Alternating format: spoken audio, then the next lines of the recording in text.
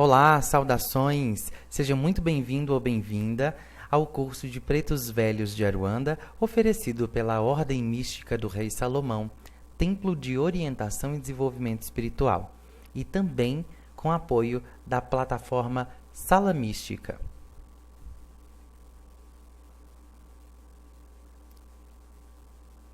O início de tudo.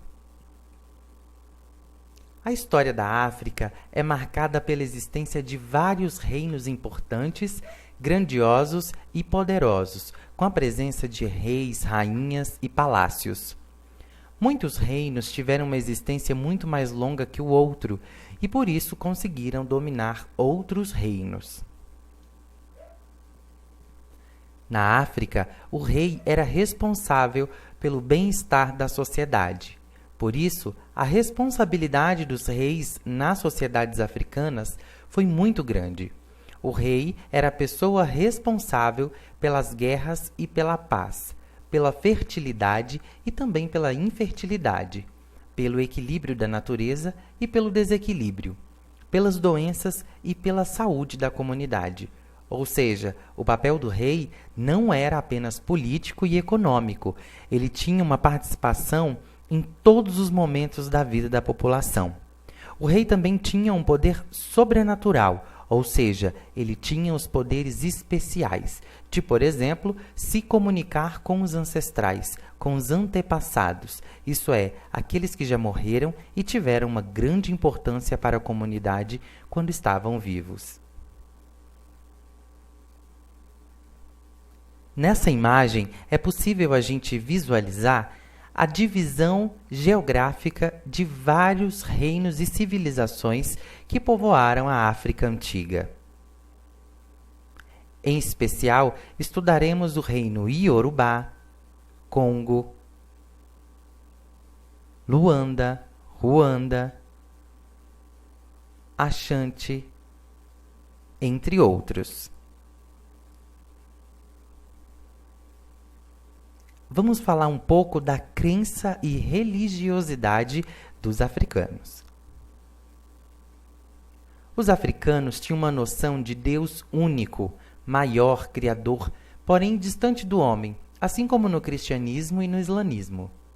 Os desígnios de Deus estavam fora do seu controle e de sua compreensão, e em cada grupo étnico, o Deus maior recebia um nome diferente. Para os iorubás, por exemplo, era Olorum. Os Ewe chamavam de Maum. Já os Ashanti, de Oniacoapoá. Os africanos cultuavam as forças da natureza e davam a elas personalidades humanas. Assim como Yansan, Ogum ou Oxóssi, outros deuses faziam parte da religião africana. Cada culto em cada religião, o grupo étnico que ali vivia tinha suas particularidades, mas de um modo geral, podemos dizer que a religião dos povos africanos eram bem parecidas, pois ambos adoravam a natureza e os seus fenômenos naturais. Nesse gráfico, é possível a gente visualizar uma divisão, deixa eu pegar aqui o pincel para ficar mais fácil, uma divisão de tanto de cultura como localidade, idioma e culto. Por exemplo, na Nigéria, a cultura é a cultura Nagô, e eles falavam o idioma Iorubá, ou dialeto Iorubá. Eles acreditavam nos orixás. Já no Benin, a cultura é o Jeje, e o idioma Fon, e o culto é aos Voduns. Na Angola, vários idiomas eram proferidos, vários dialetos, sendo o principal o quimbundo.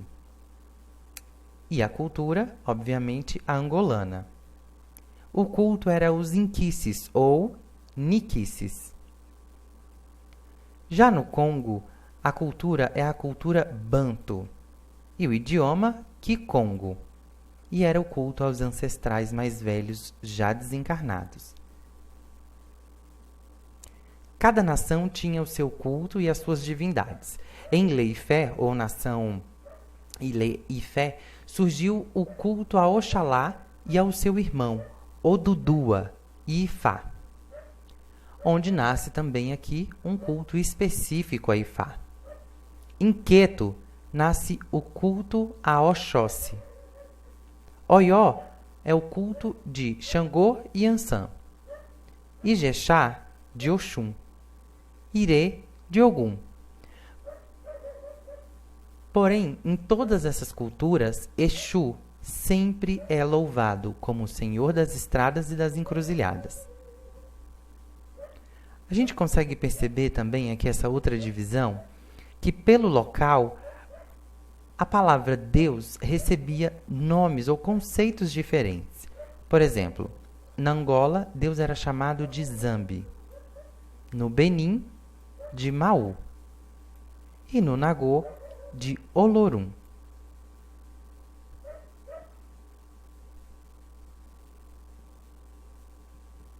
Vamos agora falar um pouquinho sobre o tráfico de escravos na África.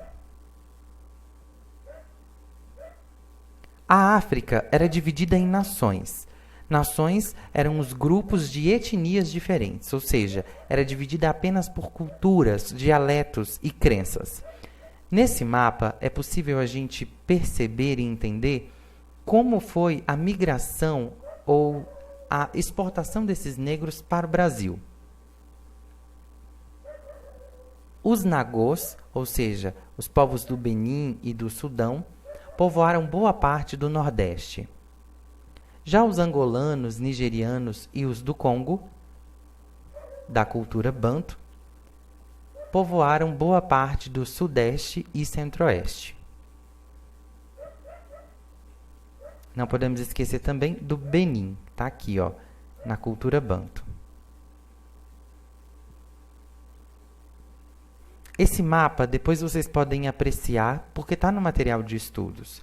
Apreciem com calma e dúvidas devem perguntar.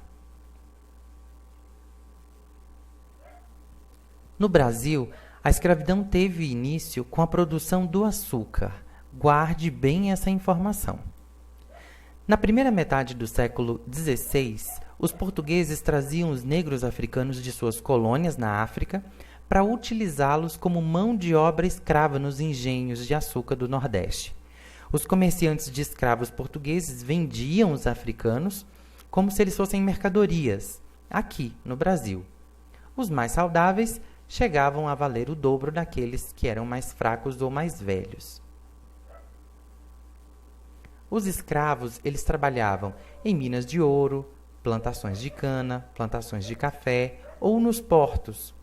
Os escravos eram tratados da pior maneira possível, pois eles trabalhavam de sol a sol, recebendo apenas trapos como roupas e uma alimentação de péssima qualidade.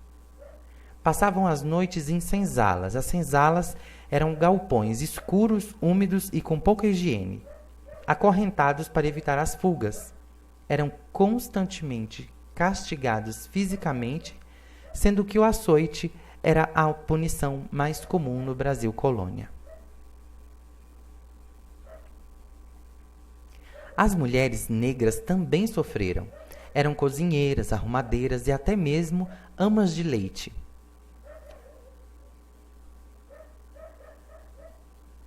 No século de ouro, alguns escravos conseguiam comprar sua liberdade após adquirirem a carta de alforria. Eles juntavam alguns trocados durante toda a vida e assim podiam comprar a sua própria liberdade.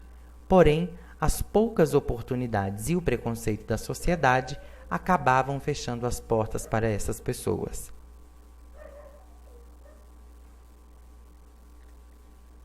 Os escravos também eram proibidos de praticar sua religião ou de realizar as suas festas e rituais.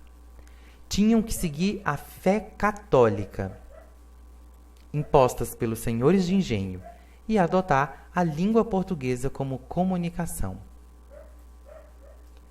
Mesmo com todas as imposições e restrições, eles não deixaram a cultura africana se apagar. Escondidos, eles realizavam os seus rituais, praticavam as suas festas, mantiveram assim as suas representações artísticas e até desenvolveram uma forma de luta, a capoeira.